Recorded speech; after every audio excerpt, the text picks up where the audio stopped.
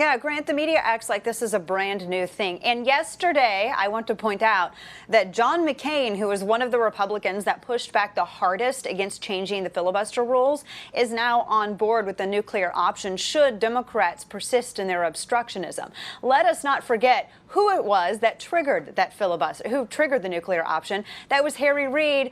By the way, I thank him so very much for triggering that option, because back in 2013, Harry Reid and Chuck Schumer, although Schumer, I think, put up less of a fight, were fighting over whether or not to change the Senate rules to allow for that very simple majority to be able to overcome. They were looking at appeals court judges. There were 2 or 3 in particular. Although Chuck Schumer said that he won by keeping it at a 60 for Supreme Court, they triggered that option, and thus here we have it. Now, Grant, really quickly, everyone sits here and they say, well, we have objections to Neil Gorsuch. No, you don't, because these are the exact same people who back in 2006 unanimously supported him. He is a pragmatist. He is not an ideologue. These individuals try to argue that Republicans had absolutely zero objections to someone like Merrick Garland, who, I might add, was one of the most hostile nominations, hostile jurists that could have been suggested for the Supreme Court where it concerns Second Amendment rights. So there were, and there still are principled objections to someone like Merrick Garland. But where it concerns Neil Gorsuch, there are none. The only objection that Democrats have against Neil Gorsuch is that it's a Trump administration